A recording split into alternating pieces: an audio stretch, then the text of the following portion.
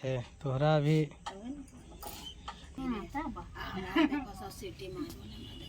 है सरबन में से आदमी जो कह दल के ऊपर गोड़ में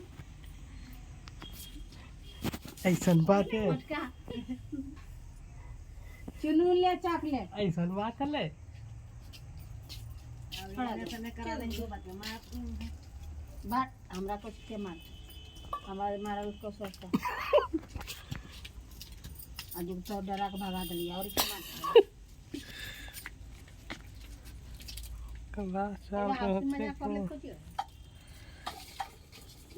मास तो चॉकलेट खा दे कल पक्का मांगो 10 तू ही मांगे जी आधा किलो दूध बटा के मिलो चाची हमरा 6 महीना हो गया चाची अभी तक कोई उलू डांडा ना के पूरा पता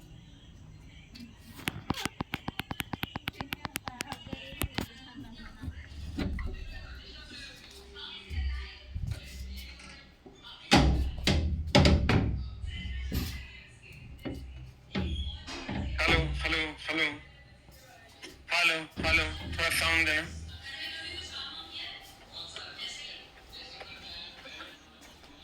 hello hello hello hello hello hello hello hello आवाज जा रहा है शुरू करें हाँ क्वेश्चन नेक्स्ट लाइन पे हम लोग चलते हैं कहां तक हुआ था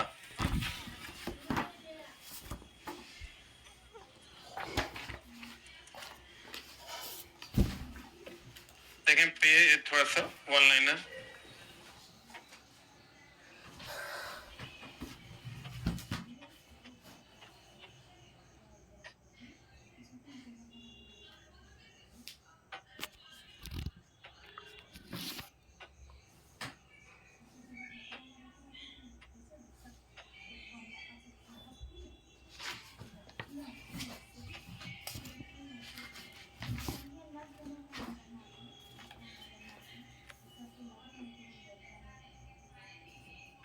हेलो हेलो शुरू करें शुरू करें कहता है विषाणु केवल परपोषी जैसे जीवाणु पादप या जंतु में गुणन करते हैं देखो विषाणु जो है सबसे पहले तो ये चला यहीं से था ना यहीं से था ना सबसे अधिक तापमान और सबसे कम तापमान पर जो नहीं मरता है वो कौन है विषाणु और आज क्वेश्चन पूछा था अभी अभी अभी अभी छींक यानी सर्दी या खांसी अभी पूछा अभी सर्दी एंड खांसी किससे होता है वायरस से आई क्वेश्चन है आज कितना तारीख है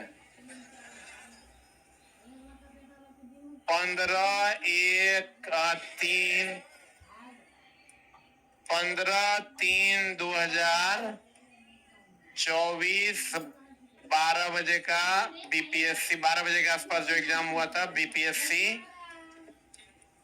टीआरई 3.0 का क्वेश्चन है ये सर्दी खांसी किससे हुआ है विषाणु परपोषी है जैसे जीवाणु पादप या जंतु में गुणन करते हैं कहते मलेरिया हम लोग क्या पढ़े हैं चला क्वेश्चन कि मलेरिया जो है उसका वाहक कौन है मलेरिया का वाहक है मादा एनोफ्लीज और इसका कारक कौन है इसका कारक कौन है चला प्लाज्मोडियम यही ना पढ़े हम लोग कारक है प्लाज्मोडियम एक मिनट होल्ड लो लेकिन चला ये जो मादा एनोफ्लीज है ये मच्छर है क्या है तो ऑप्शन में मच्छर नहीं देके कीट देता है तो मच्छर एक प्रकार का कीट है यही झोल है ग्रंथ ये सब पढ़ा हुआ है कि मलेरिया प्रोटोजोआ द्वारा होता है तथा किसके द्वारा फैलता है मच्छर के द्वारा फैलता है तो मच्छर के द्वारा फैलता है और मच्छर एक प्रकार का क्या है कीट है मच्छर एक प्रकार का क्या है कीट है तो यह किसके द्वारा फैलता है कीट के द्वारा मच्छर नहीं रहेगा कीट रहेगा तो वो भी आपका आंसर सही हो क्लियर मलेरिया का वाहक कौन है मादा एनोफ्लीज कारक कौन है? प्लाज्मोडियम। वाहक कौन है? मादा एनोफ्लीज। कारक कौन है? प्लाज्मोडियम। लिख लिए हैं?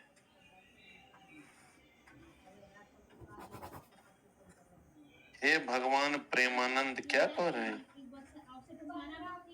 ये क्या है ये प्रेमानंद? अच्छा, ये क्या हुआ? हाँ, ये वो लड़का लिखता है, सही सही बताओ।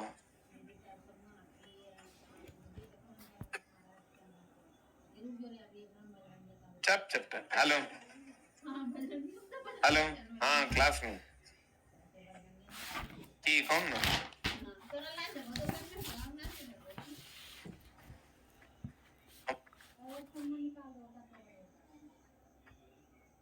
हो गया? साफ सुथरा बात बताओ। सूर्य के प्रकाश, वायु इत्यादि किसका स्रोत है? अक्षय ऊर्जा का। हम पहले भी चला बताए थे, अक्षय का मतलब है जो कभी ना नष्ट होने वाला। देखो, अक्षय ऊर्जा को ही हम लोग नवीन ऊर्जा भी कहते हैं। कौन ऊर्जा कहते हैं? चला, नवीन ऊर्जा कहते हैं। इसी को हम लोग गैर परंपरागत भी कहते हैं। कि चला हमारे सामने में लाइंस है ना, तो तुमको बहुत आसान लगेगा, जब यही एग्जाम हॉल में मिलेगा तो मामला गड़बड़ा देगा।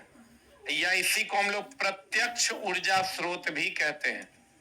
इस सब इसका नाम है, प्रत्यक्ष ऊर्जा स्रोत भी इसी को कहते हैं। सूर्य के प्रकाश, वायु इत्यादि अक्षय ऊर्जा का स्रोत है। नवनीकरणीय ऊर्जा या गैर परंपरागत या प्रत्यक्ष ऊर्जा, सूर्य प्रत्यक्ष ऊर्जा का स्रोत है। सूर्य केवल प्रत्यक्ष ऊर्जा का स्रोत है। हो गया? अब बताओ, तापीय शक्ति संयंत्र में विद्युत ऊर्जा को उत्पन्न करने के लिए हम लोग कोयला का प्रयोग करते हैं। कभी कभी क्या करता है चिला, कोयला नहीं दे करके क्या दे देता है? जीवाश्म दे देता है। तो जीवाश्म, कोयला एक प्रकार का जीवाश्म है। तो लड़का तो खोजता है भैया एनटीपीसी पावर प्लांट है, नेशनल थर्मल पावर कॉर्पोरेशन, तो उसमें चला हम लोग किसका उपयोग करते हैं? कोयला का। लेकिन कोयला एक प्रकार का क्या है? जीवाश्म। क्या है? क्या है? तो कभी कभी जीवा कोयला नहीं देके क्या दे देगा ऑप्शन में? जीवाश्म। तो वो भी आंसर क्या है? सही है। ये ध्यान है, हम चला जितना डाउटेबल सेक्शन है वही है इसमें। अगर तुमको मच्छर नहीं देगा तो क्या आंसर होगा? ठीक। अगर तुमको कोयला नहीं देगा ऑप्शन में तो क्या होगा? जीवाश्म आंसर होगा। सही है ना? अब कहता है, मृत वनस्पति में धीमे प्रक्रम द्वारा कोयले में परिवर्तन को कार्बनीकरण कहते हैं, क्योंकि कोयला कार्बन का ही दूसरा रूप है। किसका दूसरा रूप है? तो मृत वनस्पति जो होता है, चला जंगल वगैरह जो बहुत पहले दब गए थे, उसी से ना कोयला बन रहा है। ये जो मृत वनस्पति के धीमे प्रक्रम द्वारा कोयले में परिवर्तन को क्या कहते हैं? कार्बनीकरण, क्योंकि कोयला कार्बन का ही दूसरा रूप है। क्या कहते हैं उसको? कार्बनीकरण। क्या कहते हैं उसको? कार्बनीकरण। कोल, कोलतार, कोल गैस कोयला से प्राप्त किया जाता है। कोलतार से बनता है चलन नेप्थलीन। क्या बनता है?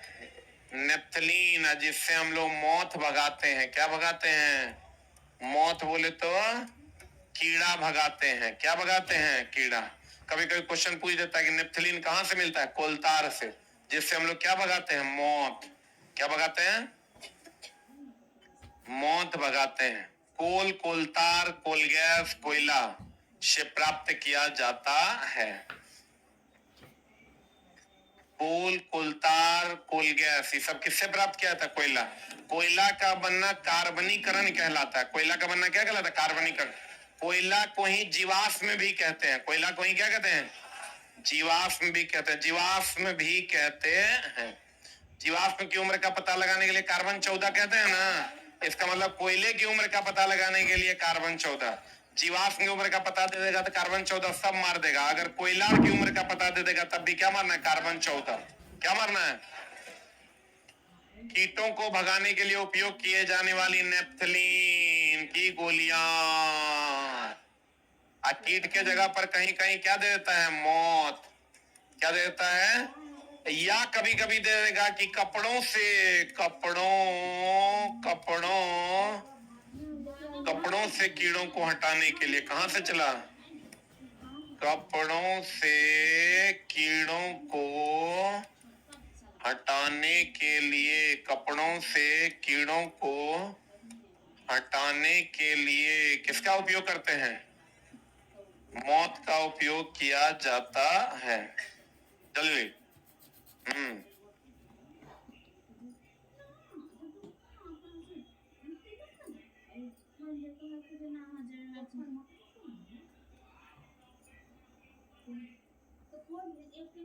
कपड़ों से कीड़ों को हटाने के लिए हम लोग किसका उपयोग करते हैं? चुट्टा। कपड़ों से कीड़ों को हटाने के लिए हम लोग किसका उपयोग करते हैं? नेपथलीन का। मौत। कोलतार के स्थान पर पेट्रोलियम उत्पाद किसका उपयोग करते हैं? बिटुमेन का। कोलतार अगर नहीं है तो कोलतार की जगह पर हम लोग किसका उपयोग करते हैं? बिटुमेन का। ये पेट्रोलियम का उत्पाद है। पेट्रोल का उपयोग हल्का चलने वाली, अब देखो चला डीजल गाड़ी जितना भी है, जैसे देखो ट्रक, बस, ये जितना बड़ा बड़ा गाड़ी है जो अधिक क्षमता वाला है वो डीजल वाला है, और कम क्षमता वाला जो जैसे मोटरसाइकिल है, टेम्पू है, ये सब क्या है? पेट्रोल है। और जो बीच वाला है वो पेट्रोलो है, डीजलो है। मोटरसाइकिल देखे हो डीजल वाला, नन देखे हो। ट्रक देखे हो पेट्रोल वाला, लेकिन जो बीच वाला जैसे कार है तो वो डीजल वाला भी है, पेट्रोल वाला भी। बोलन रे, अगर अधिकतम क्षमता वाला है तो डीजल है, कम क्षमता वाला है पेट्रोल है, आप बीच वाला है तो डीजलो है, पेट्रोल है। जैसे कार डीजल भी है, पेट्रोल भी है। कार जो है वो डीजल भी है, पेट्रोल भी है। मोटरसाइकिल केवल पेट्रोल है, ट्रक केवल डीजल है। बुझा रहा है? कभी ऐसा देखे कार में पेट्रोल, ट्रक में पेट्रोल डालते हुए, बस में पेट्रोल डालते हुए? नहीं। लेकिन जो बीच वाला है जितना भी कार है वो डीजल गाड़ी भी है और पेट्रोल गाड़ी। एक चीज का और ध्यान रखिएगा, 1 नंबर गियर अगर लगेगा, 1 नंबर गियर में बल आघूर्ण अधिक, गति कम। ये देख लो, 1 मिनट होल्ड ऑन। अगर 4 नंबर या 5 नंबर गियर लगेगा, 5 नंबर गियर लगेगा तो इसमें बल आघूर्ण कम, गति अधिक। बोलो अब रुको, हम लोग जो चढ़ान पर चलते हैं, किस पर चलते हैं? चढ़ान पर चलते हैं तो उसमें 1 नंबर गियर लगाते हैं तो हमको बल ज्यादा मिलता है और गति क्या मिलता है? कम। और अगर 5 नंबर गियर लगाते हैं तो बल आघूर्ण कम मिलता है और गति अधिक मिलता है। जल्दी इसलिए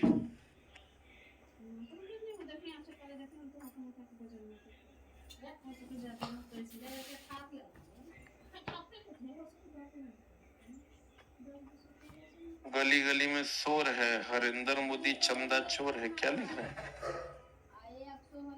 हरिंदर मोदी कौन? अच्छा, अभी जो चंदा वाला बात सब आया है उसके लिए, बाप रे, 1300-1400 करोड़ का चंदा लोग बॉन्ड खरीद के दिए। लेकिन जो दिया चला ना उसके साथ बहुत धोखा हो गया भाई। धोखा क्या? ये बात पता है तुम लोग को क्या है? ये मुद्दा ये है कि सरकार ने एक नियम निकाला कि भैया अगर आप किसी भी राजनीतिक पार्टी को चंदा देना चाहते हैं, किसको चंदा देना चाहते हैं? राजनीतिक पार्टी को अगर आप चंदा देना चाहते हैं, मान लीजिए एक्स नाम की कोई राजनीतिक पार्टी है या वाई नाम की राजनीतिक पार्टी है और आप किसी को इसको चंदा देना चाहते हैं तो आप डायरेक्ट उसके अकाउंट में नहीं दीजिए। एक इलेक्ट्रल बॉन्ड जो है वो बेचा एसबीआई के थ्रू।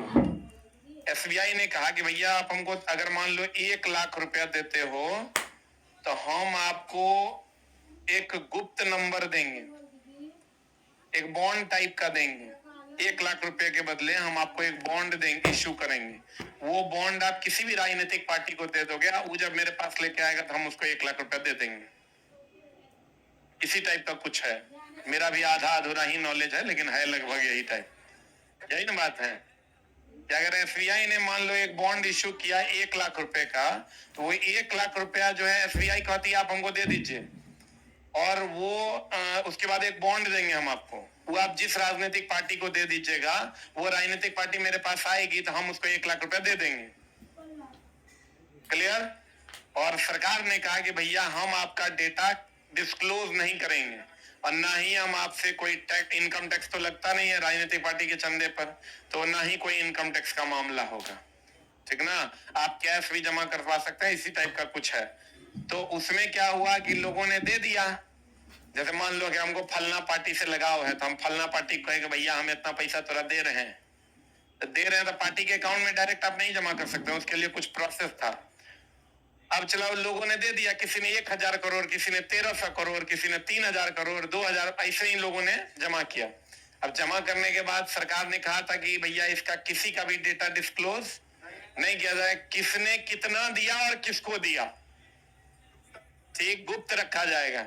लेकिन सुप्रीम कोर्ट ने इस पर एक्शन ले लिया कि नहीं, जो पैसा आप दिए हैं, जब पैसा सब दे दिया तब कि भैया इलेक्शन कमीशन को यह आदेश कर दिया गया और एसबीआई को यह आदेश कर दिया गया कि आपसे जिन्होंने जितना का इलेक्ट्रल बॉन्ड खरीदा है, आप सबका डेटा डिस्क्लोज कीजिए कि किसने कितना का खरीदा है, और हो सकता है ये भी सामने आए कि किस पार्टी को दिया है। ये जब सामने आ जाएगा किसने कितना चंदा किसको दिया है, हमको लगता है इसमें इस सबसे तो बढ़िया चला ये था कि कहीं पर एम्स भी बड़ा अस्पताल खुलता, कहता है इसमें आप चंदा दीजिए, लेकिन उसमें कोई नहीं देगा, क्योंकि राजनीतिक पार्टी को देने से फायदा है, राजनीतिक रूप से उसको लाभ पहुंचेगा, इसलिए वो दिया कि भैया देखो हम इतना दे दिया, आनी मुनी हमने जानी। तो उस टाइप का मामला था। मामला ऐसा हुआ कि साला जो दिया है काटो तो खून नहीं वाला स्थिति है। अब सुप्रीम कोर्ट का आदेश है, कोई एसबीआई को अपने वेबसाइट पर डालना पड़ा, चुनाव आयोग को अपने वेबसाइट पर डालना पड़ा है। अब सब देख रहा है कि कितना दिया था, वो पूरा फाइल लेके स्टडी कर रहा है। सब बड़ा समस्या है, बेचारा सब अभी परेशान है। देखो चला, पेट्रोलियम का निर्माण, किसका निर्माण, 1 करोड़ ने दिया है, एक आदमी 1300 करोड़ दिया है। अरे बाप रे बाप। अच्छा चला, एक बात, हमरा कोई 10 करोड़ दे देगा तो हम उधर फेवर नहीं करेंगे। लक्ष्मी किसको अच्छा नहीं लगता है। अगर हमको 100 करोड़ कोई दे दे, हमको अगर कोई काम मान लो देना हो 10 आदमी में किसी एक आदमी को, तो हम क्या करा देंगे, ऑब्वियस सी बात है वो करे देंगे। 100 करोड़ हमको दिया है, दिया है कि नहीं, ये तो चला साफ है ना, गड़बड़ बात हो गया रे। बताओ यार। कहता है पेट्रोलियम का निर्माण समुद्र में रहने वाले जीव से हुआ है। देखो चला, पेट्रोलियम का निर्माण समुद्र के जीव से हुआ, एक बात, लेकिन कोयले का निर्माण वनस्पतियों से हुआ। कोयले का निर्माण किससे हुआ, वनस्पति से हुआ। पेट्रोलियम का निर्माण समुद्र में रहने वाले जीव से हुआ। सही है, बोलो रे। कोयले का निर्माण हुआ पेड़ पौधों और वनस्पतियों से। कोयला का निर्माण किससे हुआ, कोयला का निर्माण हुआ वनस्पति से। किससे, अब बताओ, कोयला जितना अधिक समय तक रहेगा उतना अधिक उष्मा देगा, जलने के बाद उतना अधिक उष्मा देगा, उसमें कार्बन की मात्रा भी ज्यादा होगी, अब प्रदूषण कम होगा। बोलो ने, अगर कार्बन की मात्रा ज्यादा होगी तो प्रदूषण क्या देगा, कम। सबसे बढ़िया कोयला है एंथ्रासाइट, सबसे खराब कोयला पीट। विश्व का सबसे पहला तेल कुआं पेनिसिल्वेनिया अमेरिका में 1859 में हुआ था।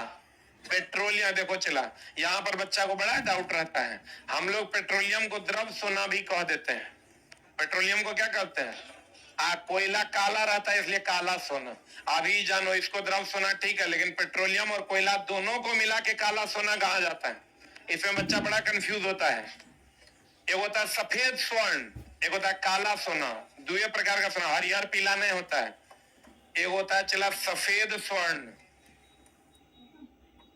सफेद स्वर्ण होता है प्लेटिनम। कौन चला, प्लेटिनम। और काला सोना में खाली कोयला नहीं है, कोयला और कौन है, पेट्रोलियम।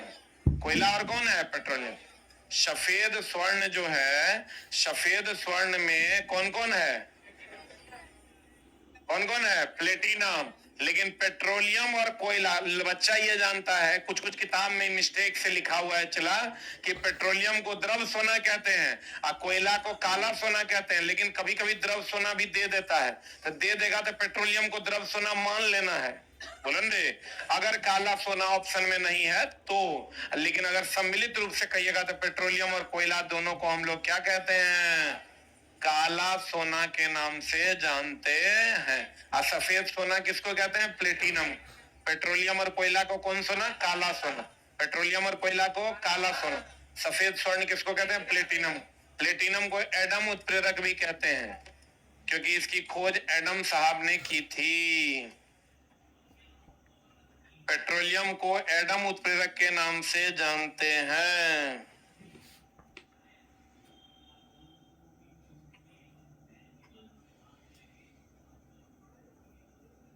हो गया। सबसे ज्यादा ऊष्मीय मान किसका होगा, इसको चला इसे समझो। ऊष्मीय मान का डिफिनेशन क्या है, इसका डिफिनेशन है कि 1 मिनट, 1 ग्राम ईंधन जलने पर, या यूं कहें, इसको थोड़ा सा हम सुधार देते हैं, एकांक द्रव्यमान ईंधन जलने पर जो ऊष्मा प्राप्त होता है, जो ऊष्मा प्राप्त होता है, ऊष्मीय मान को हम लोग किलो जूल पर केजी में ज्ञात करते हैं। सबसे अधिक ऊष्मीय मान, सबसे अधिक ऊष्मीय मान हाइड्रोजन गैस का कितना, 150 किलो जूल पर ग्राम। जल्दी लिख लिया।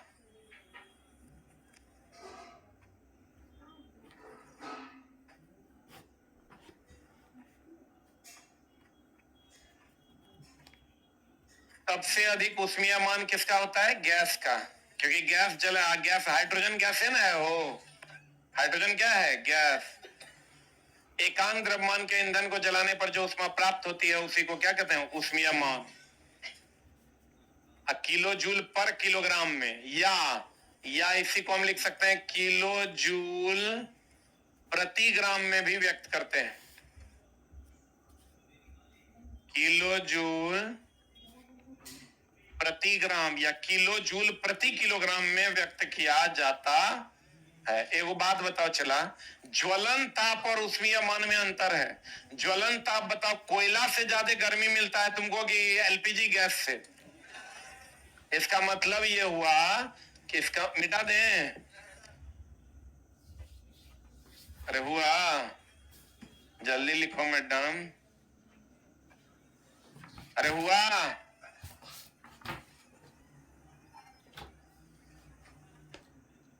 अगला है कि नहीं, देखो चला, ऊष्मीय मान सबसे ज्यादा गैस का और सबसे ज्यादा गैस में किसका, हाइड्रोजन का, इसमें कोई डाउट है क्या। लेकिन ज्वलन ताप सबसे ज्यादा होता है ठोस, यानी किसका, कोयला का। बताओ, सब जलने के बाद जो ताप निकलता है उसी को कौन ताप कहते हैं, ज्वलन ताप। तोमा तोमा तोमा तोमा तोमा तोमा तोमा तोमा तोमा तोमा तोमा तोमा तोमा। लेकिन ऊष्मीय मान सबसे ज्यादा किसका, गैस का, और सबसे कम किसका, ठोस का। बोलो हाँ, लिख लिया। मैग्नीशियम जल, यहां मैग्नीशियम जल कर, MgO ऊष्मा और प्रकाश देता है।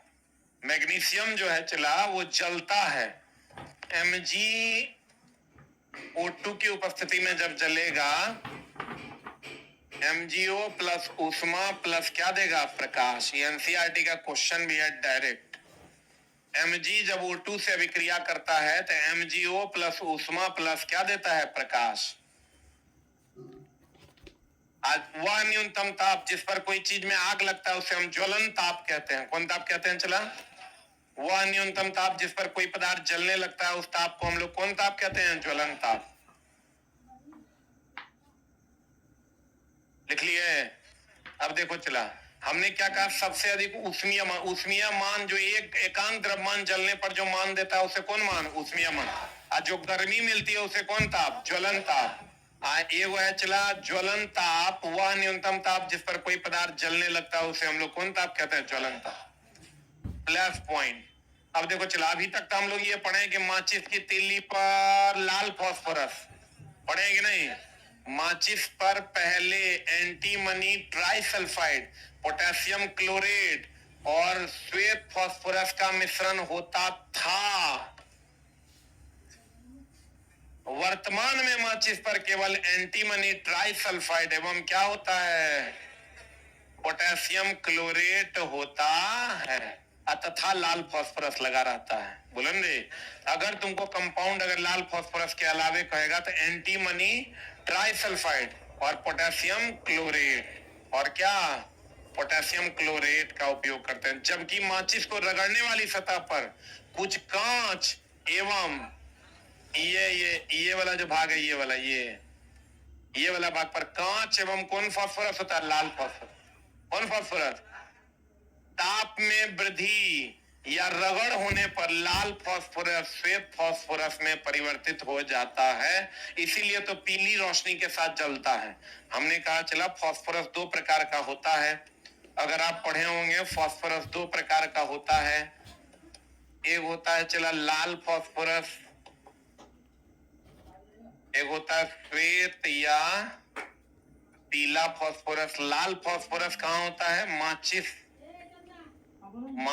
में। हम लोग अभी तक पढ़े हैं माचिस की तीली में, लेकिन माचिस के रगड़ने वाले भाग पे मुख्यतः कौन फास्फोरस होता है? लाल।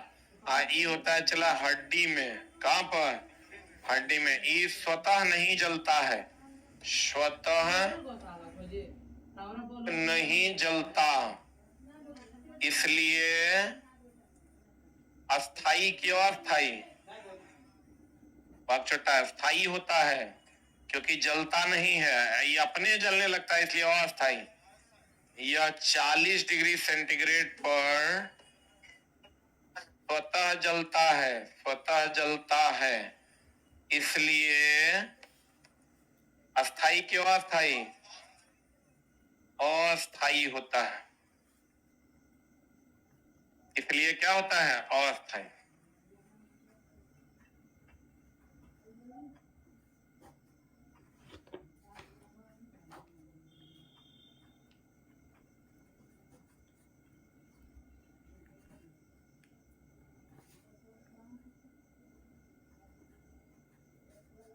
हो गया? माचिस स्वतः नहीं जलता इसलिए क्या होता है? अस्थाई फास्फोरस लाल।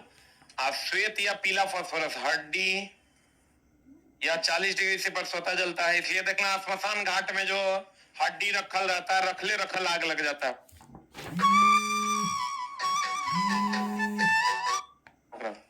तो लोग कहता है भूत है।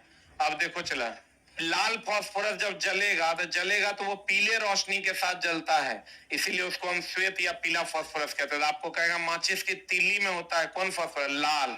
आज जब वो जलने लगेगा तो कैसा व्यवहार करेगा? श्वेत या पीला फास्फोरस की तरह व्यवहार करता है। लिख लिए? लिखिए। हाथे नहीं चलता है। अरे हो गया। अब देखो कहता है ताप में वृद्धि या रगड़ होने पर लाल फास्फोरस श्वेत फास्फोरस में परिवर्तित हो जाता है। आग बुझाने वाले कार्य, आग बुझाने वाले कार्य।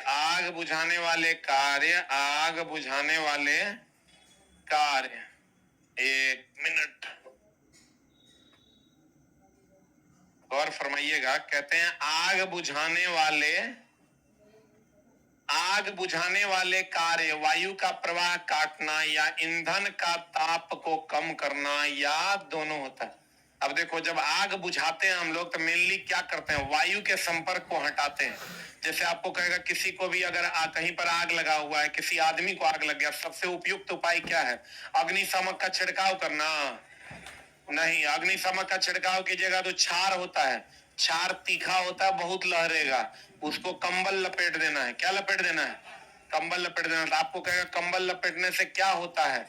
ऑक्सीजन के संपर्क को तोड़ देते हैं। कभी कभी ऑक्सीजन नहीं देके वायु भी दे देता है। तो अगर वायु और ऑक्सीजन दोनों देगा तो आंसर मारिएगा ऑक्सीजन। अगर ऑक्सीजन नहीं देगा तो क्या मारिएगा? वायु। वायु के संपर्क को तोड़ देता है। किसके संपर्क को? अगर हम कंबल लपेट देते हैं तो वायु के संपर्क को तो तोड़बे करता है, और साथ ही साथ कहता है कार्य में वायु का प्रवाह काटता है।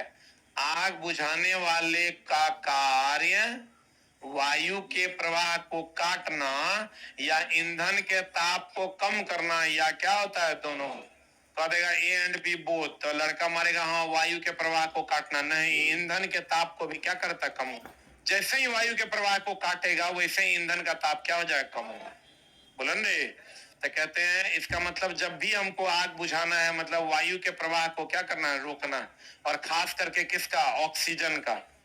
अगर कहेगा आग के लिए आवश्यक है, आग के लिए आवश्यक है, ऑप्शन में एगो दे देगा चला तोरा तत्व, दूसरा दे देगा यौगिक, और तीसरा दे देगा मिश्रण। क्या मारिएगा? आग के लिए आवश्यक है ऑक्सीजन। कौन आवश्यक है? तो छोटा रे, ऑक्सीजन आवश्यक है। तो ऑक्सीजन क्या है? यौगिक है। अब वायु क्या है? मिश्रण। क्या मारिएगा? क्या मारिएगा? यौगिक इज द राइट आंसर। जल्दी लिख।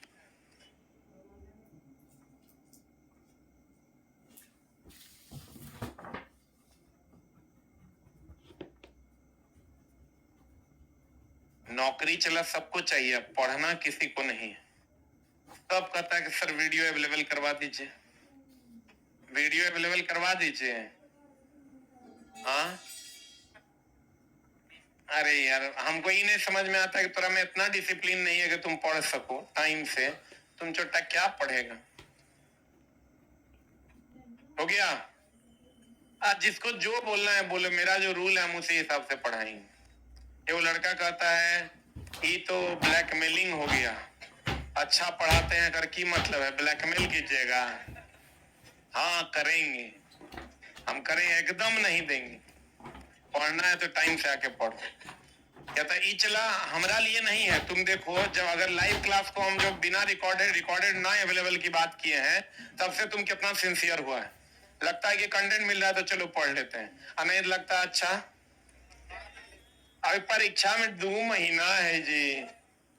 आग के लिए आवश्यक है चला ऑक्सीजन को हटाना। अगर ये नहीं रहता तो ये सेकंड ऑप्शन आपका क्या हो जाता? वायु। क्योंकि वायु का एक पार्ट ऑक्सीजन है। वायु का एक पार्ट क्या है? ऑक्सीजन। सभी प्रकार के आग बुझाने के लिए हम लोग लगभग किसका उपयोग करते हैं? CO2।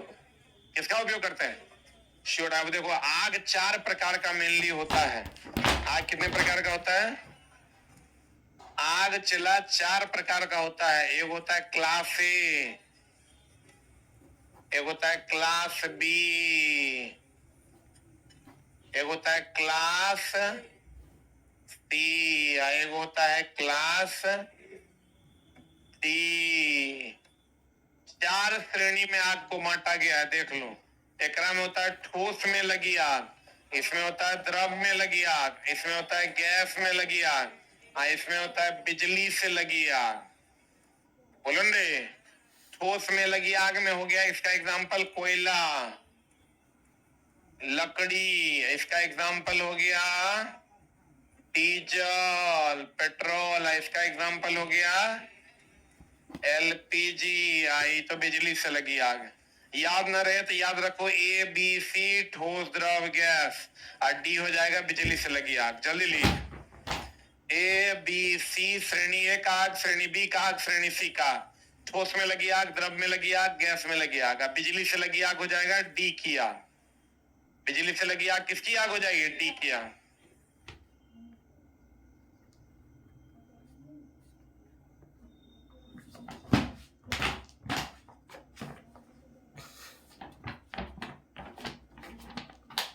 हो गया? Class A fire, class B fire, class C fire और क्लास डी फायर। ठोस में लगी आग, द्रव में लगी आग, गैस में लगी आग, और किस में लगी आग? बिजली में लगी। हो गया ए बी सी, ठोस, द्रव, गैस और बिजली से लगी आग। किससे लगी आग? बिजली से लगी आग, क्लास डी फायर है। बिजली से लगी आग क्लास डी फायर। लिख लिए? सभी प्रकार की आग को बुझाया जाता है किससे? CO2।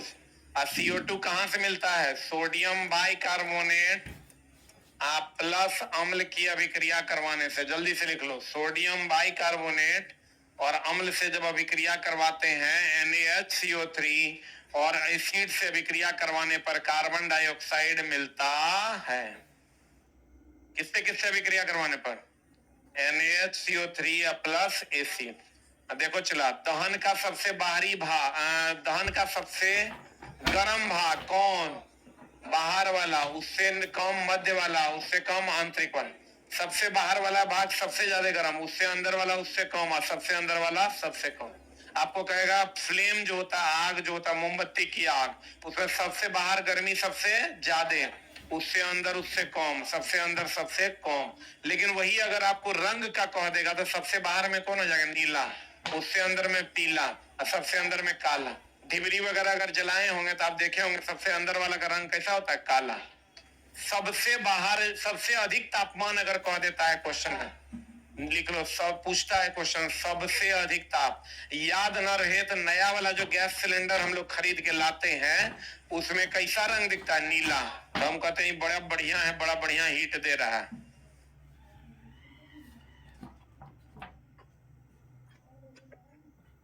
हो गया? सबसे अधिक ताप कौन देगा? नीला। अब बाहरी भाग की अंदरूनी भाग, कौन भाग? बाहरी। बाहरी भाग का ताप सबसे अधिक। बताओ ऊष्मीय मान का सही मात्रा कभी तुरंत दिन बताए थे रे? किलो जूल पर केजी या किलो जूल पर ग्राम, ऐसा ही मात्रक हो जाएगा किलो जूल पर के। सबसे अधिक ऊष्मीय मान हाइड्रोजन का, यानी गैस का कि द्रव का? गैस का ना। ज्वलन ताप सबसे ज्यादा किसका? ठोस का, यानी कोयला का कि LPG का? कोयला का। तो कहते हैं सल्फर एवं नाइट्रोजन ऑक्साइड के कारण अम्लीय वर्षा होती है। सही कि गलत? SO2 and NO2। UPSC 2023 का सवाल है इस वक्त। UPSC 2023 में यही क्वेश्चन, एकदम सड़ा हुआ क्वेश्चन है वो यही था। बाकी तो कथन और निष्कर्ष वाला क्वेश्चन पूछता है वो, लेकिन वो जो नॉर्मल क्वेश्चन था वो यही था। SO2 एंड NO2, SO2 या NO2, तो या वाला नहीं होगा, क्या वाला होगा? एंड वाला। कहते हैं चला, सल्फर और नाइट्रोजन ऑक्साइड के कारण अम्लीय वर्षा होती है। ज्वलनशील पदार्थ का ऊष्मीय मान ज्यादा और ज्वलन ताप कम। ज्वलन जैसे देखो गैस, हम बोले थे क्या तुमको? ऊष्मीय मान सबसे ज्यादा किसका? ऊष्मीय मान सबसे चला। अब वो जमाना है कि जब कथन और निष्कर्ष वाले प्रश्न पूछे जाते हैं, अगर आप सही तरीके से जान लीजिएगा तो कथन निष्कर्ष वाला बन जाएगा, नहीं तो नहीं बनेगा।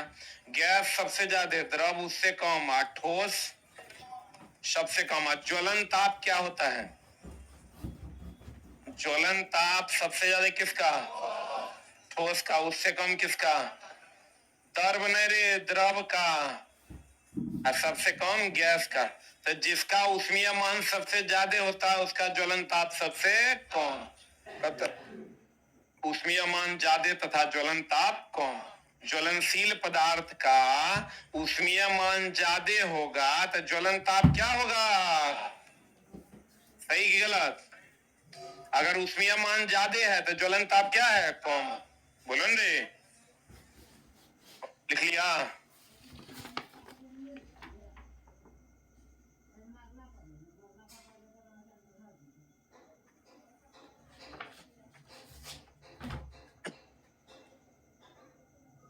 हो गया?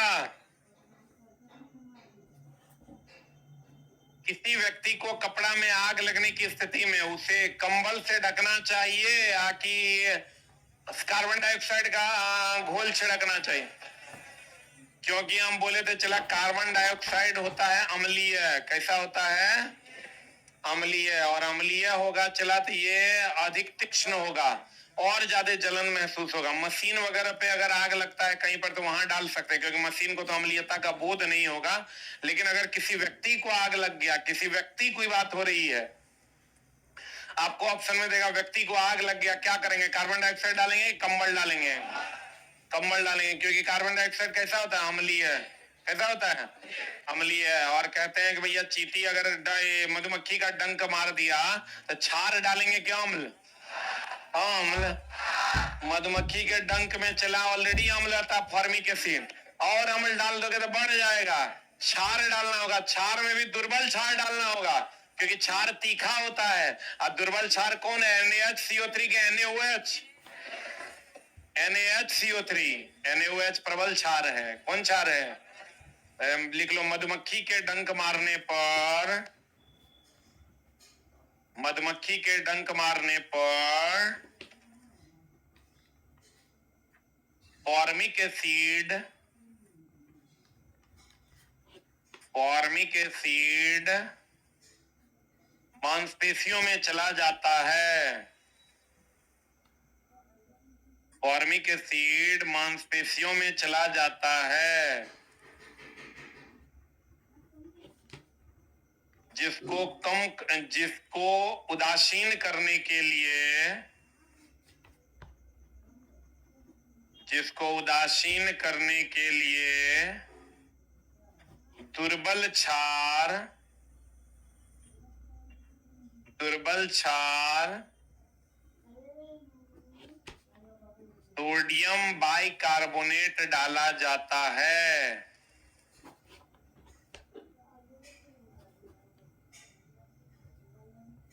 दुर्बल क्षार सोडियम बाइकार्बोनेट डाला जाता है, ना कि सोडियम हाइड्रोक्साइड। या लिख लो, सोडियम हाइड्रोक्साइड नहीं डाला जाता है।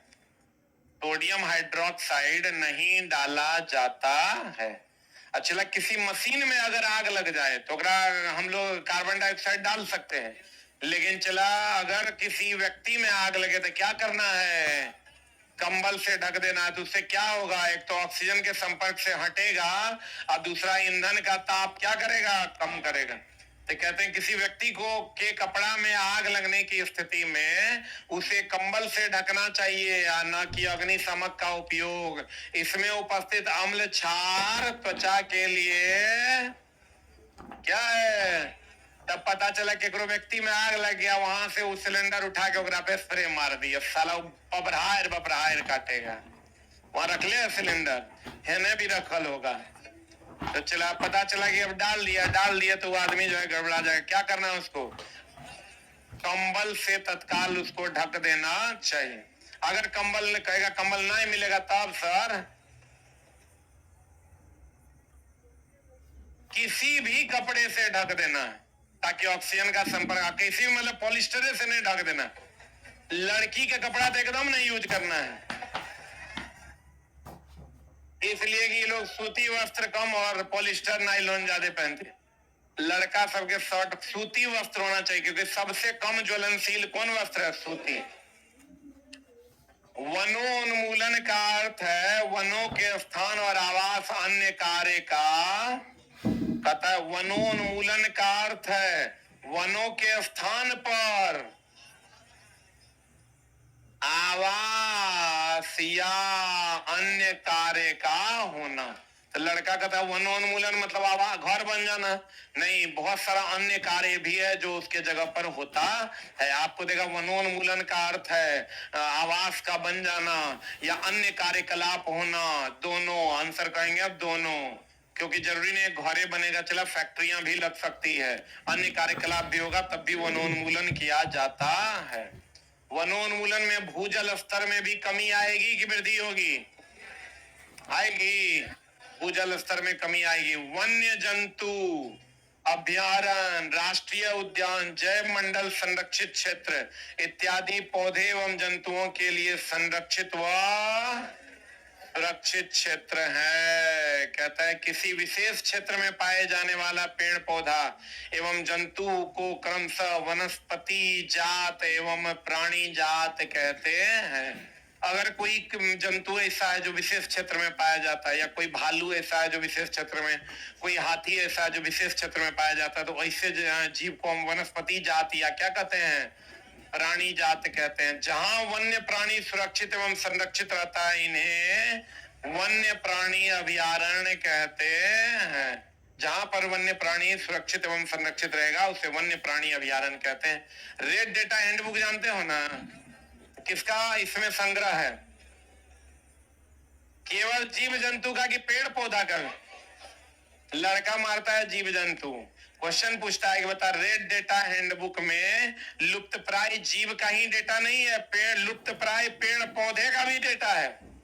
बोलेंगे इसको चला हम अपनी किताब में अगर एक जगह दे देंगे तो बच्चा एक बार देखेगा और क्वेश्चन में गलती नहीं करेगा। कहते हैं रेड डेटा पुस्तक में सभी प्रकार के लुप्त प्राय जीव जंतु एवं पेड़ पौधा, लेकिन थोड़ा क्वेश्चन देगा तो मारेगा जीव जंतु धाए धाए।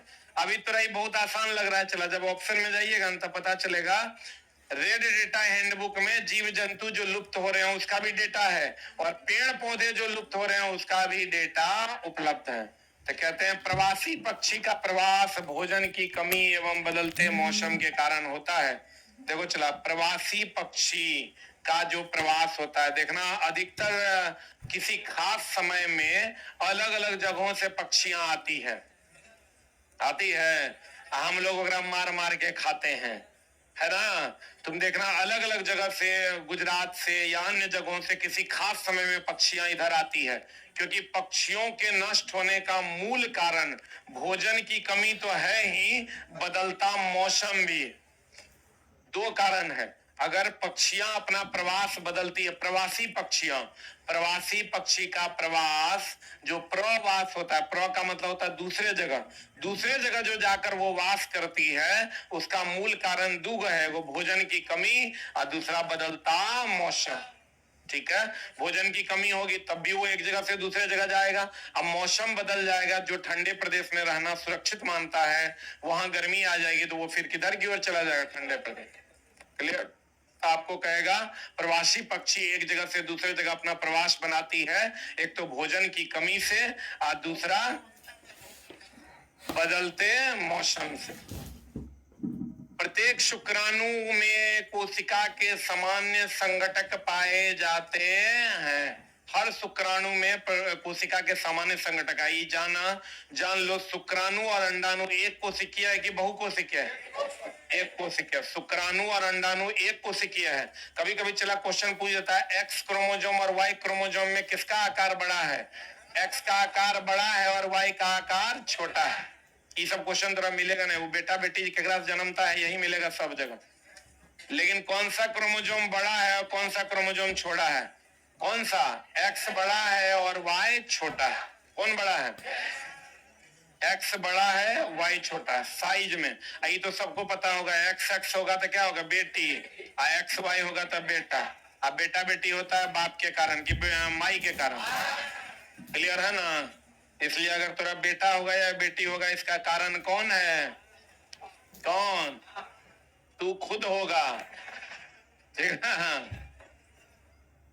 मेरे वो चला भैया हैं, उस शुरुए से कहते थे ना कि हमको एगो संतान होगा, दूसरा नहीं होगा।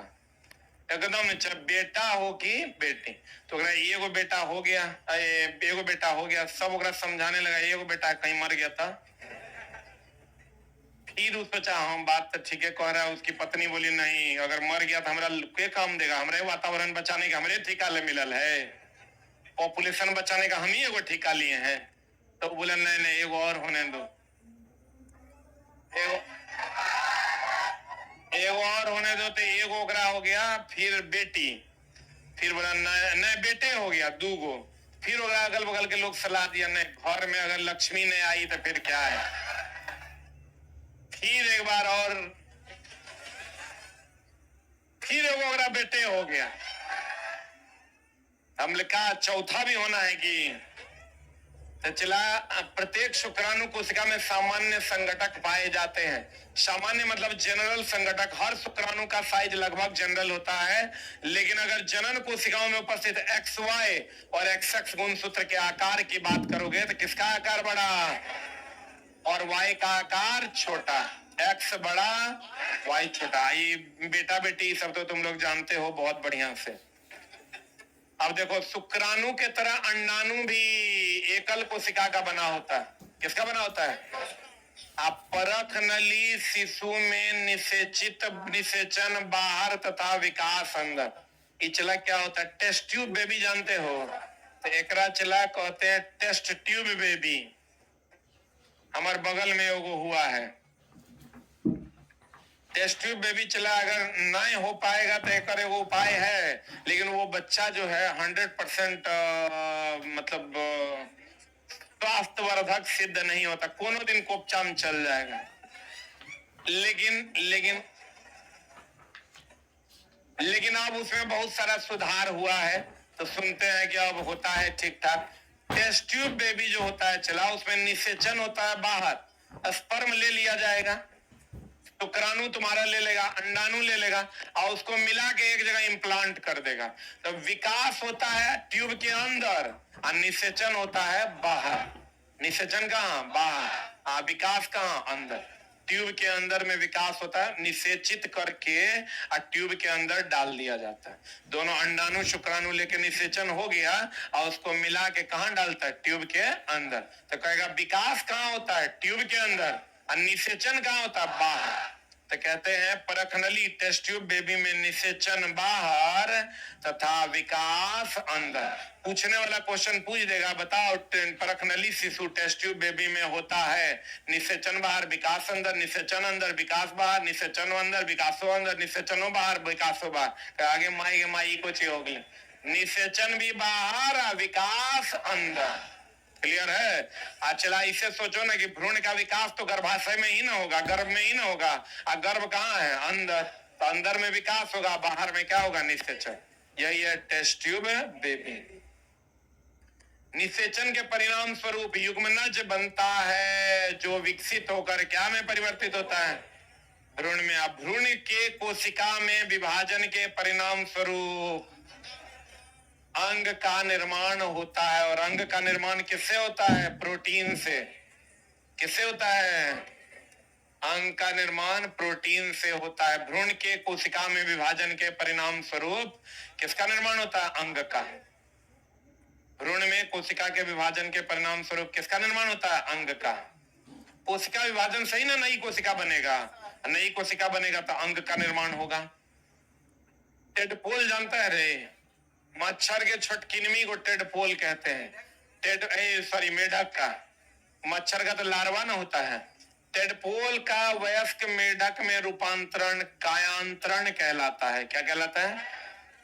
अब इसी में तुमको जब क्वेश्चन आएगा ना, अभी तो बड़ा आसान लग रहा है, दे देगा तुमको टेडपोल का वयस्क मेढक में बनना, एगो दे देगा रूपांतरण, एगो दे देगा सीमांतरण, एगो दे देगा कायांतरण, एगो दे देगा लेखांतरण।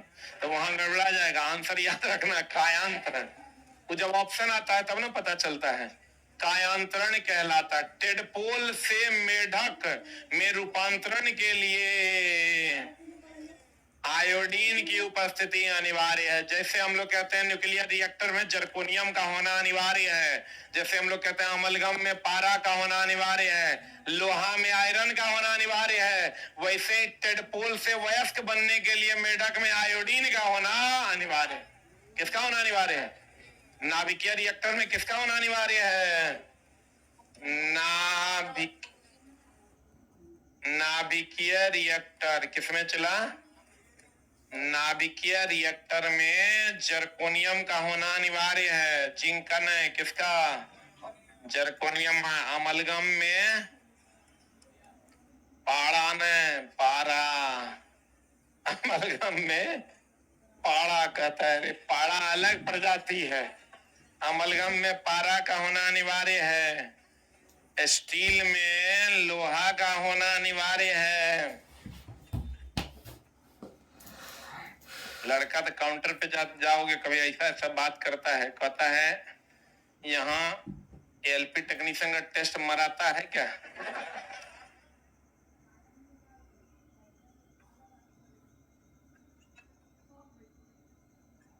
तो पगला गया है क्या रे? टेस्ट होता है यहाँ।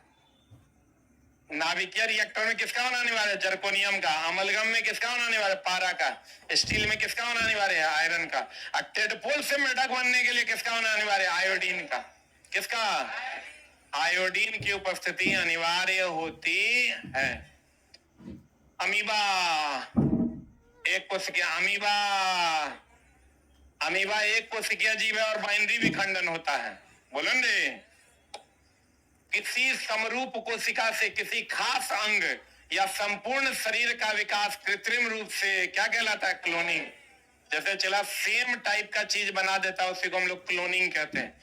क्लोनिंग में क्या होता है? समरूप कोशिका से किसी खास अंग या संपूर्ण शरीर का विकास कृत्रिम रूप से करना क्या कहलाता है? क्लोनिंग।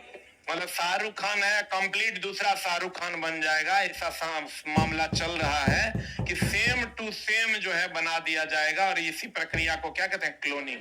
कृत्रिम रूप से किसी चीज का विकास कर देना, वो भी कैसा? संपूर्ण शरीर का विकास कृत्रिम रूप से कर देना, कैसा? समरूप, समान रूप का। और यह क्रिया क्या कहलाती है? क्लोनिंग। क्या कहलाती है? और कहते हैं निषेचन के पश्चात जो कोशिका नए जीव उत्पन्न करता है उसे क्या कहते हैं? युग्मनज। किशोरावस्था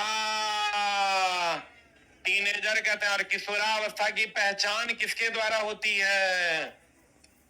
किसके द्वारा रे? आवाज के द्वारा। पूछा हुआ एनसीईआरटी का क्वेश्चन है। किशोरावस्था की आवाज की पहचान किसके द्वारा होती है? आवाज के द्वारा।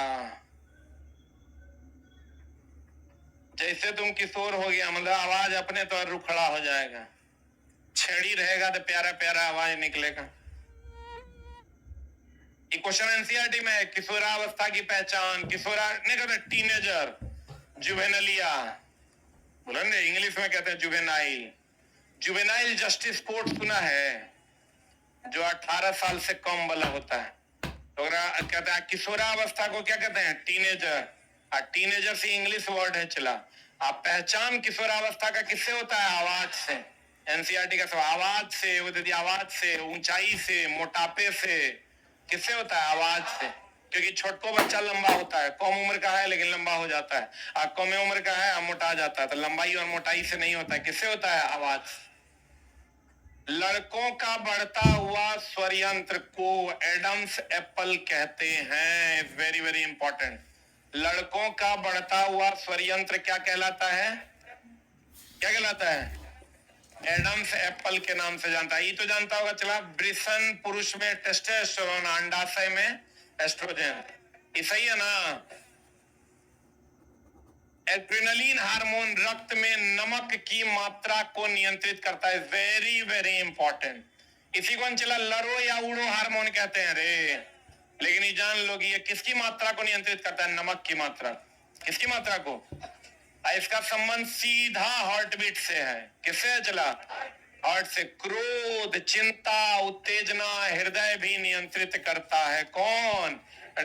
ये तो सब जानता है चला कि इसका संबंध किससे है? हृदय से। लेकिन ये समझो ये नमक की मात्रा को भी क्या करता है? नियंत्रित करता है। जैसे टेडपोल से वयस्क बनने के लिए आयोडीन चाहिए, वैसे ही एड्रेनलिन ग्लैंड में किसकी मात्रा को नियंत्रित करता है? लवण की। एड्रेनलिन ग्लैंड लवण की। लवण बोले तो नमक, लवण बोले तो क्या? नमक। वृद्धि हार्मोन पीयूष ग्रंथि से। ये तो सबको पता होगा। पीयूष ग्रंथि को कौन ग्लैंड कहते हैं? मास्टर ग्लैंड ना। मेढक में थायरॉक्सिन के स्राव से ही टेडपोल वृद्धि कर पाता है, इसलिए किसका होना अनिवार्य है? टेडपोल में जो वृद्धि होता है वो थायरॉक्सिन के कारण। थायरॉक्सिन तो पता है किससे आता है? आयोडीन से। किससे आता है? कहता है पत्तीदार सब्जी, गुड़, मांस इत्यादि। लोहा प्रचुर मात्रा में। हम लोग अभी तक क्या जानते थे चला? पालक में लोहा। किसमें लोहा? लेकिन अभी जानो गुड़ में भी लोहा, मांस में भी लोहा। मांस में सबसे अधिक कार्बोहाइड्रेट। मांस में सबसे अधिक क्या? कार्बोहाइड्रेट। पत्तीदार सब्जी जो पालक वगैरह है उसमें तो लोहा पाया ही जाता है। बोलन रे, कहते हैं पत्तीदार सब्जी, गुड़, मांस, इस सब में क्या पाया जाता है? लोहा का प्रचुर स्रोत है। पत्तीदार सब्जी, गुण, मांस लोहा का प्रचुर स्रोत है। आज चला एक क्वेश्चन पूछा है बीपीएससी टीचर में, तो विश्वास करो हम अपने 10 साल के करियर में कभी क्वेश्चन पढ़ाने के करियर में, पढ़ने के करियर में तो नहीं पढ़े थे, पढ़ाने के करियर में भी कभी नहीं पढ़े और ना कभी ये क्वेश्चन मेरे पास आया। हमने ये पढ़ा था और हम तुमको जोर दे के ये बात बोले थे, अगर आज का तुम्हारे पास 6 to 8 का क्वेश्चन होगा, हम तरफ बोले थे मीट्रिक प्रणाली जो है, मीट्रिक प्रणाली, इसका जन्म कहाँ हुआ था? फ्रांस। ये क्वेश्चन आज का बीपीएससी टीआरई का क्वेश्चन है, आज का 31 नंबर जो पॉइंट है तुम्हारा, ये rare of the rarest point है। ये मेरे किताब में भी नहीं है, मेरे किताब में है एसआई प्रणाली की खोज कहां हुई थी? फ्रांस की राजधानी पेरिस में। जबकि देखो तुम कहोगे सर एफआई का हुआ तो इसका भी हो गया, नहीं, एफपीएस का खोज हुआ था ब्रिटेन में। एफपीएस पद्धति अगर कह देगा तो इसका खोज कहां हुआ था? ब्रिटेन में हुआ था। तो सबका खोज फ्रांस में नहीं हुआ था। एफपीएस का खोज कहां हुआ था? ब्रिटेन में। मीट्रिक प्रणाली का कहां? फ्रांस में। और एसआई का भी कहां? फ्रांस में। एसआई बोले तो सिस्टम ऑफ इंटरनेट। देखो आज का क्वेश्चन है बीपीएससी टीआरई 3.0 का, रेयर ऑफ द रेयरेस्ट है, सिर्फ एनसीईआरटी में, सिर्फ और सिर्फ एनसीईआरटी में है।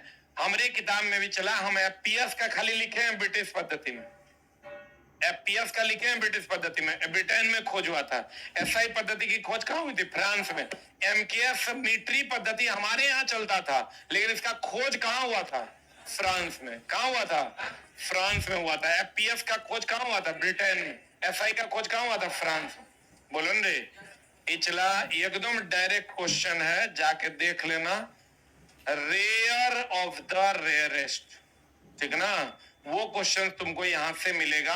अगर चला 5 गो, 3 गो, 4 गो क्वेश्चन मिलेगा तो वो क्वेश्चन होगा जो तुम्हारे मेरिट को बनाने का काम करेगा, इसलिए इसको अच्छे से पढ़ लीजिए।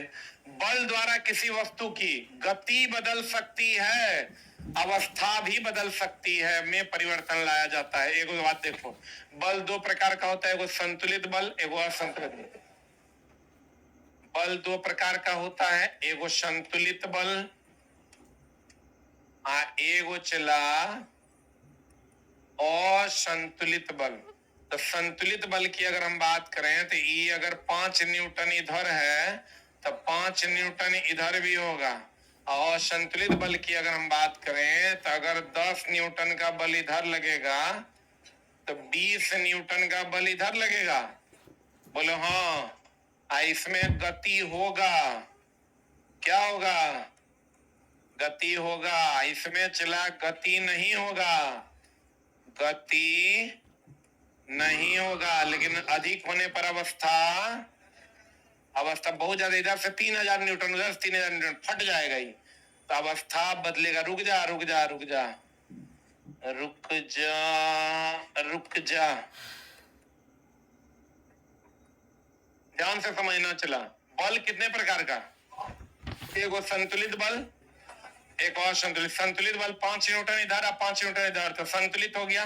अब 10 न्यूटन इधर, 20 न्यूटन इधर, तो असंतुलित हो गया। बोलो हाँ, इसमें गति होगा, इसमें अवस्था, इसमें चला गति होगा ना।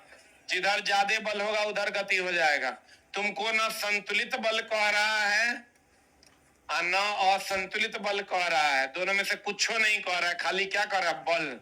इसका मतलब बल अगर लगेगा तो गति में भी परिवर्तन होगा और अवस्था भी बदल जाएगा। लेकिन अगर संतुलित बल कहेगा तो अवस्था बदलेगा, और अगर असंतुलित बल होगा तो गति बदलेगा। बोलवे नहीं करेगा। इसमें गति भी होगा, दिशा भी बदलेगा। जिधर ज्यादा बल रहेगा ना उधर की दिशा में चला जाएगा। तो तुमको ना संतुलित बल कह रहा है ना असंतुलित बल कह रहा है। तो बल द्वारा किसी वस्तु की गति और अवस्था में परिवर्तन लाया जा सकता है कि नहीं लाया जा सकता है? वही अगर संतुलित बल होगा तो अवस्था में परिवर्तन, और असंतुलित बल होगा तो गति में परिवर्तन। बोलो ना रे, जल्दी लिख।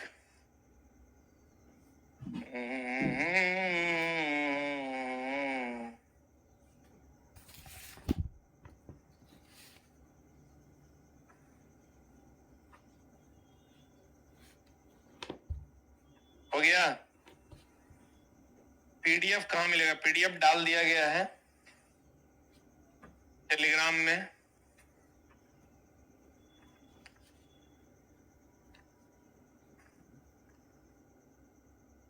हो गया? अरे हुआ। एक और क्वेश्चन आज पूछा है, घर्षण जो है वो ऊष्मीय ऊर्जा में घर्षण में क्या होता है? गति जो है वो ऊष्मा में बदल जाता है। पढ़े हो? स्प्रिंग में कौन ऊर्जा होता है? ये क्वेश्चन पूछा है। और क्या क्या एकदम क्वेश्चन चला, एकदम नॉर्मल क्वेश्चन पूछा। विटामिन B12 साइनोकोबालामीन, ये क्वेश्चन पूछा है। घर्षण हमेशा गति के, इसमें कोई डाउट ना है? आज जो क्वेश्चन पूछा है वो पूछा है कि घर्षण में किसमें चला? घर्षण में गति जो है वो किसमें बदल जाता है? ऊष्मा में। गति किसमें बदल जाता है? ऊष्मा। घर्षण में गति किसमें बदलता है? ऊष्मा में। ये आज का क्वेश्चन है बीपीएससी टीआरई 3.0 का। गति किसमें बदल जाता है? ऊष्मा में। घर्षण में गति किसमें बदल जाता है? ऊष्मा में। गुरुदेव ब्रेकअप हो गया, मूव ऑन नहीं कर पा रहे हैं, स्टडी में मन नहीं लग रहा है।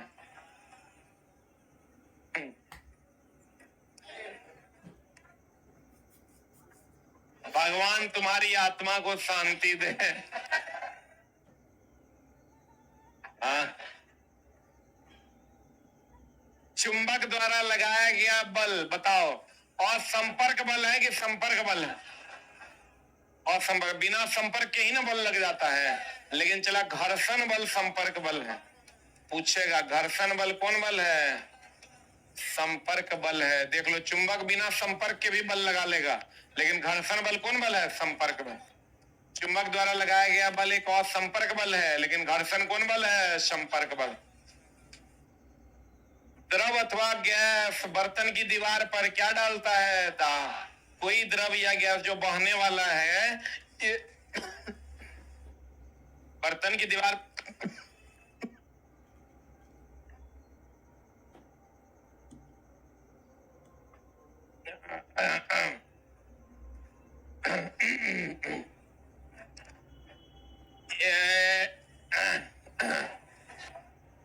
कहते हैं चला, द्रव तथा गैस बर्तन की दीवार पर क्या डालता है? दाब डालता।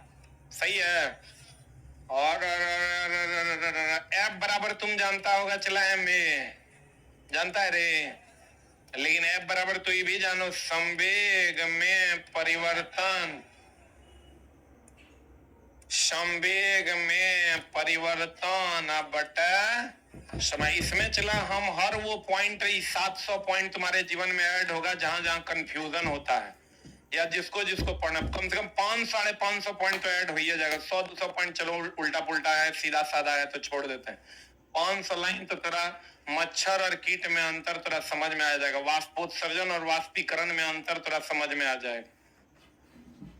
बताओ what is the answer? What is the answer? द्रव और गैस बर्तन की दीवार पर क्या लगाता है? दाब। और द्रव और गैस का जो दाब है, इसको नापने के लिए हम लोग वेंचुरी मीटर का प्रयोग करते हैं। किसका प्रयोग करते हैं?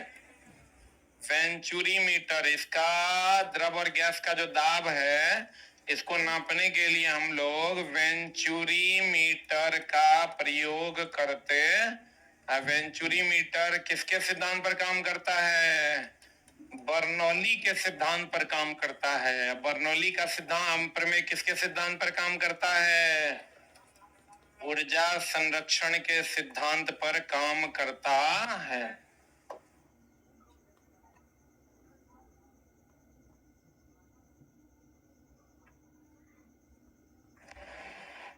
ये क्वेश्चन चला पूछा, प्रकाश विद्युत प्रभाव का खोज कौन किया था? अरे प्रकाश विद्युत प्रभाव का खोज कौन किया था? प्रकाश विद्युत प्रभाव का खोज आइंस्टाइन। लेकिन क्वेश्चन पूछा है फोटोवोल्टेइक सेल को खोज तो हर्ट्ज किया था, व्याख्या आइंस्टाइन किया था। फोटोवोल्टेइक सेल का खोज बैक्वेरेल किया था। कौन किया था? चला, बैक्वेरल किया था। ये क्वेश्चन आज एगो नया टाइप का पूछा है।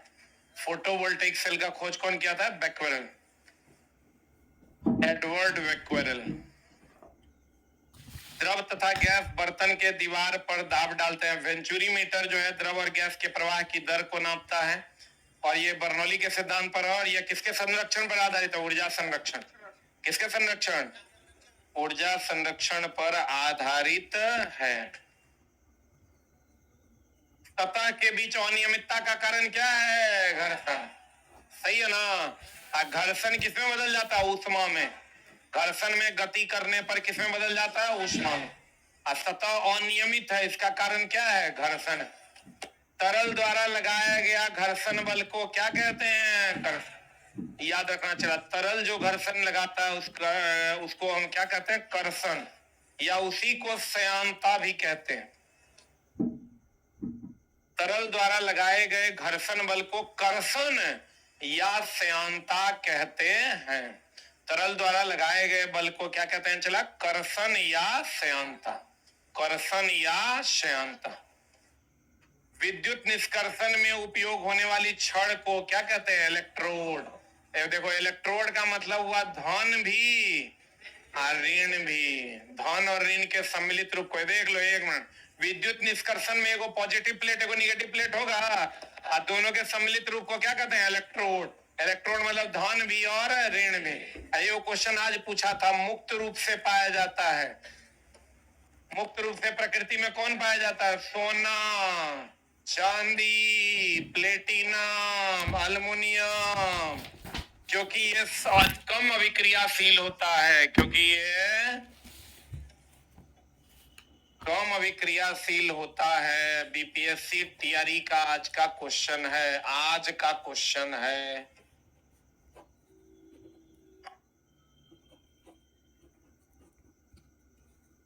हो गया? मुक्त रूप से पाया जाता है सोना, चांदी, प्लेटिनम। क्योंकि ये कम अभिक्रियाशील है कि ज्यादा अभिक्रियाशील है? कम अभिक्रियाशील है।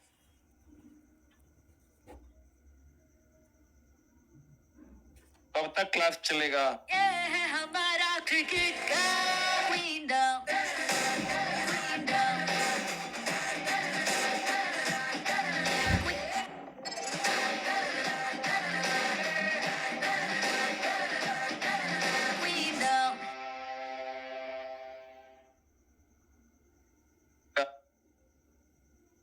कल और परसों नहीं है, शनिवार रविवार नहीं है। मत आइएगा, अब खोजिएगा भी नहीं कि कहाँ चल रहा है।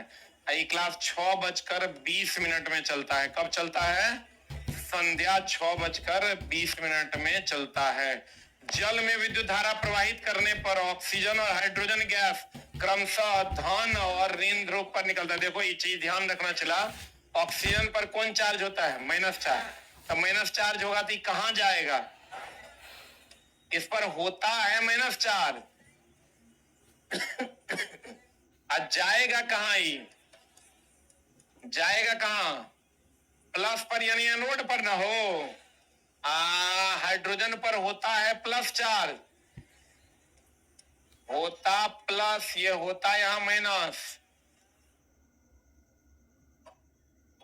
आज जाएगा कहां? कैथोड पर। समझ में आया कि नहीं? एक क्वेश्चन बताओ, Zn प्लस प्लस कहां जाएगा? एनोड पर की कैथोड पर? अभी कुछ दिन पहले तुरंत हम चला डिस्कशन करवाए हैं इसका। चला हम तुम भूल लो, ये वही पॉइंट है इसमें। 600 प्लस वैसा पॉइंट है जो तुमको नहीं पता है या जिसमें दिक्कत होगा, इसलिए इसको एकदम ग्रहण कर लो। ऑक्सीजन पर होता क्या है? माइनस चार्ज, लेकिन ये जाएगा किस पर? प्लस पर, यानी एनोड पर। हाइड्रोजन पर होता है प्लस चार्ज, जाएगा किस पर? कैथोड पर। हमको लगता है जिंक वाला क्वेश्चन अभी हम रिसेंटली 1-2 दिन में डिस्कशन करवाए, कल रात में 9:20 वाला क्लास में ना। अच्छा, जिनको ऑब्जेक्टिव पढ़ना है हमसे डेली, वो आप 9:20 में, संडे टू संडे हम आते हैं पढ़ाने। संडे टू संडे एकदम फ्री क्लास है, आप यूट्यूब पर आकर पढ़ सकते हैं। डेली 9:20 शाम में 20 क्वेश्चन हम डेली पढ़ाते हैं, 40 से 50 मिनट। अगर आप आते हैं तो जरूर आइए। हम आपको कोशिश करेंगे अच्छे अच्छे प्रश्न सिखा दें, गौर फरमाइएगा। चला, जकरा पर माइनस चार्ज होगा वो रहेगा किस पर? प्लस पर। और जकरा पर प्लस चार्ज होगा वो जाएगा किस पर? माइनस पर। तो जिंक अभी कल का क्वेश्चन है, कल रात का, कि Zn प्लस प्लस जो है इस पर होता है प्लस चार्ज। तो ये प्लस चार्ज मतलब ये एनोड है, आई जाएगा किस पर? कैथोड पर। बोलो ना रे, प्लस जाएगा माइनस पर और माइनस जाएगा प्लस पर। क्लियर है? तो क्वेश्चन कहता है इसी में दे देगा, चला 2 को दे देगा, कहेगा क्रम से बताइए क्या होता है। कहना जल से विद्युत धारा प्रवाहित करने पर ऑक्सीजन और हाइड्रोजन, तो ऑक्सीजन पर होता है माइनस, तब माइनस जाएगा किस पर? प्लस पर। और हाइड्रोजन पर होता है प्लस, कहा जाएगा? माइनस। समझ में आया कि नहीं? बताओ रे। टेडपोल से वैस बनता है किससे? आयोडीन। किसका होना अनिवार्य है? आयोडीन। किसका? आयोडीन का होना अनिवार्य। रेड डेटा हैंडबुक में खाली जीव जंतु की पौधा भी, दोनों ना समझ में आ रहा है। पौधों में वाष्पीकरण की वाष्पोत्सर्जन पक्का। आज संघनन गैस से द्रव की वाष्प से द्रव, वाष्प से द्रव, और नहीं रहेगा तब माना गैस से द्रव। क्लियर है? Thank you very much. ये क्लास 6:20 में सिर्फ मंडे टू फ्राइडे है। फिर मिलेंगे हम लोग मंडे को 6:20 में।